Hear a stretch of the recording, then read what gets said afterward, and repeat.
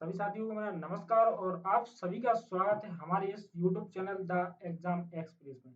देखिए दोस्तों, जो हमने कल की क्लास की थी उस क्लास में सीसीटी के बारे में थोड़ा सा जो टाइप्स ऑफ कंप्यूटर्स हैं उनकी क्लास चल रही थी। उसमें क्या था कि जो माइक्रो कंप्यूटर है और मिनी कंप्यूटर है उसके बारे में हमने क्या किया था, थोड़ा सा जाना था। ठीक है ना। तो हमारी जो क्लास है थ्योरी क्लास हम आप लोगों के लिए इसलिए लेकर आते हैं कि थ्योरी क्लासेस पढ़ने से क्या होता है कि उसमें कुछ इंपॉर्टेंट पॉइंट है ना, उसके बारे में हम जान लेंगे कि कहाँ से हमारा क्वेश्चन बनेगा और कौन से पॉइंट से कौन सा क्वेश्चन बन सकता है। ठीक है ना। और बाकी अदर जो क्वेश्चन रहेंगे इससे रिलेटेड, हमारे जो ऑब्जेक्टिव बेस्ड क्वेश्चन रहेंगे वो अलग से मैं आप लोगों के लिए क्लास लेकर आ जाऊंगा। जिससे क्या होगा, आपकी तैयारी बहुत ही बढ़िया हो जाएगी। पहले हम थ्योरी थ्योरी पढ़ लेंगे, फिर उसके बाद जो ऑब्जेक्टिव बेस्ड क्वेश्चन रहेंगे उन्हीं के आधार पर हम आप लोगों के लिए टेस्ट लगवा देंगे, जिससे आपकी ये तैयारी कंफर्म हो जाएगी हमारा कहाँ पर कौन सी गलती हो रही है और कहाँ पर हमें कितना सुधार करने की आवश्यकता है। तो चलिए आज की क्लास को हम यहाँ से स्टार्ट करते हैं। तो यहाँ पर दिया गया है मेन फ्रेम कंप्यूटर के बारे में। ठीक है ना। तो मेन फ्रेम कंप्यूटर के बारे में, तो मेन फ्रेम कंप्यूटर क्या होता है, एक विशेष प्रकार का कंप्यूटर होता है जिसका आकार कैसा होता है, जिसका आकार बहुत ही बड़ा होता है और उसमें बहुत ही बड़ी मात्रा में क्या किया जा सकता है, डेटा को हम क्या कर सकते हैं, स्टोर करके रख सकते हैं। ये होती है मेन फ्रेम कंप्यूटर की फर्स्ट कैरेक्टर। ठीक है ना। तो सेकंड जो हमारी विशेषता दी गई है, यह दी गई है कि यह बहुत ही शक्तिशाली कंप्यूटर है। इसका आकार और कार्य क्षमता मिनी और माइक्रो कंप्यूटर की तुलना में कैसा होता है, अधिक होता है। ठीक है ना। तो जो हमारा मेन फ्रेम कंप्यूटर है वो बहुत ही शक्तिशाली कंप्यूटर होता है और उसका जो आकार होता है, वो कार्य क्षमता होती है, वो मिनी और माइक्रो कंप्यूटर की तुलना में बहुत ही अधिक होती है। ठीक है ना। तो और मेन फ्रेम कंप्यूटर में बहुत सारे माइक्रो प्रोसेसर्स का इस्तेमाल किया जाता है। ठीक है ना। इसलिए इससे क्या होता है, डेटा को प्रोसेस करने की स्पीड बहुत अधिक होती है। तो यहाँ पर हमें क्या करना है, देखिए सिर्फ 2 या 3 पॉइंट है जो यहाँ पर हमें नोट करने की आवश्यकता है। मैं आपको यहाँ पर बताता हूँ क्लास में कौन-कौन से ऐसे पॉइंट रहेंगे। तो सबसे पहला जो हमारा पॉइंट ये हो जाएगा यहाँ पर कि main frame computer data store, इसमें बहुत बड़ी मात्रा में डेटा स्टोर किया जा सकता है। ठीक है ना। तो ये हो जाएगा हमारा फर्स्ट पॉइंट। और यहाँ पर रहेगा क्या, हमारा जो सेकंड पॉइंट रहने वाला है वो ये रहने वाला है कि ये बहुत ही शक्तिशाली कंप्यूटर है और इसके अलावा इसका आकार और कार्य क्षमता जो होती है वो किससे अधिक होती है, मिनी व जो माइक्रो कंप्यूटर है उससे कैसी होती है, अधिक होती है। ठीक है ना। अब हम आगे चलेंगे अगले पॉइंट की ओर। अगला पॉइंट दिया गया है हमारे लिए कि मेन फ्रेम कंप्यूटर में बहुत सारे माइक्रो प्रोसेसर्स का इस्तेमाल किया जाता है। ठीक है ना। इसलिए डेटा प्रोसेस करने में स्पीड भी कैसी होती है, इसकी अधिक होती है। ठीक है ना। स्पीड में कैसा होता है, ये थोड़ा अधिक तेज होता है, किससे, मिनी और माइक्रो कंप्यूटर से। और आगे बढ़ते हैं।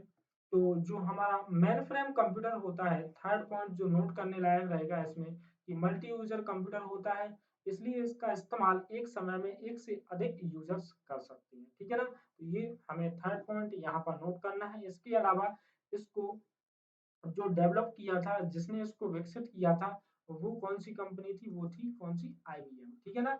इंटरनेशनल बिजनेस मॉडल, जिसका नेम है आईबीएम। और ये कब डेवलप किया था, तो ये किया था 1950 में। ठीक है ना। कब किया था, 1950 में।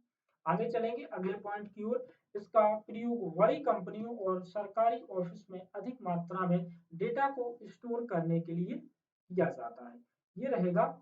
और अगला जो पॉइंट यहाँ पर दिया गया है कि मेनफ्रेम कंप्यूटर की सबसे बड़ी बात और खासियत ये होती है कि ये बिना रुके 24 घंटे क्या कर सकता है, वर्क कार्य कर सकता है। तो यहाँ पर हमें नोट कौन कौन से पॉइंट करना है, मैं आपको फिर से एक बार रिपीट करके बता देता हूँ। ये बहुत बड़ी मात्रा में डेटा को स्टोर करेगा, ये बहुत शक्तिशाली होता है, मिनी और माइक्रो कंप्यूटर से अधिक क्या होता है, तुलना में आकार में और कार्य क्षमता में अधिक होता है। ठीक है ना। और आगे चलेंगे तो आगे ये हमारा एक और पॉइंट था कि इसका इस्तेमाल, ये मल्टी यूजर कंप्यूटर है, इसलिए इसका इस्तेमाल एक से अधिक यूजर्स कर सकते हैं। इसको डेवलप किसके द्वारा किया गया था, तो इसको डेवलप किया था आईबीएम के द्वारा 1950 में। ठीक है ना। और अगला जो यहाँ पर छोटा सा पॉइंट दिया गया है, हालांकि ज्यादा इंपॉर्टेंट नहीं है, को स्किप करते हैं और आगे चलते हैं नेक्स्ट पेज पर। देखिए ये यहाँ पर मेन फ्रेम कंप्यूटर्स की क्या है, यहाँ पर पिक्चर दी गई है, यहाँ पर आप इसको देख सकते हैं। इसके अलावा मेन फ्रेम कंप्यूटर्स के कुछ उदाहरण भी हमने इसमें डाले हैं। तो मेन फ्रेम कंप्यूटर के उदाहरण कौन कौन से हैं? IBM Z series, system Z9, system Z10 और ICL 39 और CDC साइबर। ये सभी क्या है, हमारे मेन फ्रेम कंप्यूटर्स के कुछ यहाँ पर उदाहरण दिए गए हैं। ठीक है ना। तो अब हम आगे बढ़ेंगे। आगे मेन फ्रेम की कुछ विशेषताएं हैं, उनके बारे में जानते हैं। देखिए मेन फ्रेम कंप्यूटर क्या होते हैं, काफी महंगे होते हैं, इनकी परफॉर्मेंस काफी कैसी होती है, अच्छी होती है, इनकी स्टोरेज अधिक होती है और बहुत बड़ी मात्रा में हम डेटा को इसमें स्टोर कर सकते हैं। ये बहुत ही विश्वसनीय रिलायबल होते हैं, जो काफी लंबे समय तक चलते हैं। और अगला जो लास्ट फाइव फाइव नंबर का पॉइंट है, ये है कि मेन फ्रेम कंप्यूटर में प्रोसेस के दौरान क्या होती है, त्रुटि होने की संभावना बहुत कम होती है। यदि किसी वजह से त्रुटि हो भी जाती है तो प्रदर्शन को प्रभावित किए बिना उसे क्या कर देता है, तुरंत ठीक कर देता है। तो चलेंगे, ये था हमारा मेन फ्रेम कंप्यूटर जिसके बारे में हमने जाना। अब हम चलते हैं अगले टाइप्स ऑफ कंप्यूटर के बारे में। तो अगला जो हमारा प्रकार है वो है एनालॉग कंप्यूटर। ठीक है ना। एनालॉग कंप्यूटर के बारे में और जानते हैं। एनालॉग जो हमारा कंप्यूटर है, एक विशेष प्रकार का कंप्यूटर होता है जिसका प्रयोग हम डेटा को प्रोसेस करने के लिए यूज करते हैं। तो फर्स्ट पॉइंट यहाँ पर हमारा ये बन जाएगा कि एनालॉग कंप्यूटर का यूज एनालॉग डेटा को प्रोसेस करने के लिए कहा जाता है। यदि हम अपने शब्दों में दूसरे शब्दों में कहें तो एनालॉग कंप्यूटर एक ऐसा कंप्यूटर होता है जो भौतिक मात्राओं को मापन करने के लिए इसका यूज होता है।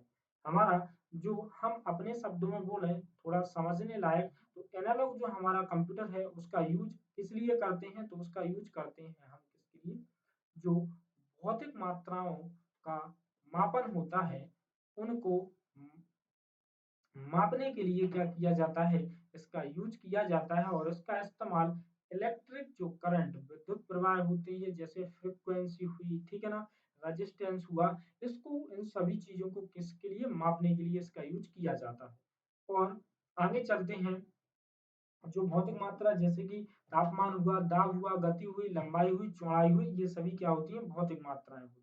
एनालॉग कंप्यूटर का इस्तेमाल हम आज के दैनिक जीवन में जैसे रेफ्रिजरेटर हुआ, स्पीडोमीटर हुआ, इत्यादि डिवाइसों में करते हैं। ठीक है ना। इनका इस्तेमाल हवाई जहाज, पनडुब्बियों में भी इसका यूज किया जाता है। एनालॉग कंप्यूटर का इस्तेमाल जैसे पेट्रोल पंप पर और वैज्ञानिकों के कार्यों में, टेलीफोन लाइन इत्यादि चीजों में क्या होता है, इसका यूज किया जाता है। तो आशा है आप लोगों को एनालॉग कंप्यूटर के बारे में समझ में आया होगा। आगे बढ़ेंगे थोड़ा सा और। देखिए यहाँ पर ये एनालॉग कंप्यूटर के बारे में ये चित्र दिया हुआ है आपकी स्क्रीन पर, तो आप लोग इसको देख सकते हैं। जैसे गाड़ियों में हमारा स्पीडोमीटर लगा होता है, वह भी एनालॉग सिस्टम पर वर्क करता है। ठीक है ना। तो आगे बढ़ेंगे। एनालॉग कंप्यूटर के कुछ उदाहरण हैं जिसके बारे में, जैसे स्पीडोमीटर। यह एक एनालॉग कंप्यूटर होता है जिसका इस्तेमाल हम मापने के लिए करते हैं। ठीक है ना। ये आपको यहाँ पर स्क्रीन पर दिखाई दे रहा होगा। आगे बढ़ेंगे। जो ऑटो गैसोलीन पंप होता है, ये पेट्रोल पंप की मात्रा को कैलकुलेट करने के लिए किया जाता है, और जो पेट्रोल का मूल्य होता है उसको कैलकुलेट करने के लिए करते हैं। थर्मामीटर एनालॉग कंप्यूटर है, और हॉस्पिटल में मरीजों का जो तापमान है उसको मापने के लिए इसका यूज करते हैं। आगे चलेंगे। देखिए एनालॉग कंप्यूटर की जो विशेषताएं हैं उनके बारे में जानेंगे। एनालॉग कंप्यूटर ट्रांसड्यूसर की मदद से बिना गणना करने की अनुमति देता है। इसकी बहुत सारी वैल्यू को एक साथ कैलकुलेट किया जा सकता है। और एनालॉग कंप्यूटर के कार्य करने की स्पीड काफी धीमी होती है। और एनालॉग कंप्यूटर ज्यादातर मैकेनिकल, इलेक्ट्रिकल मशीन्स होते हैं जो जोड़, घटाव इत्यादि भाग जैसे कार्य कर सकता है। तो देखिए दोस्तों, ये था हमारा आज का एनालॉग कंप्यूटर। आज की क्लास में हमने मेन फ्रेम कंप्यूटर और एनालॉग कंप्यूटर को खत्म किया। इसी के साथ आज की क्लास को हम यहीं पर करेंगे समाप्त। मिलेंगे कल हम अपने इसी समय इसी टाइम के लिए। तो आज के लिए इतना ही। जय हिंद, जय भारत।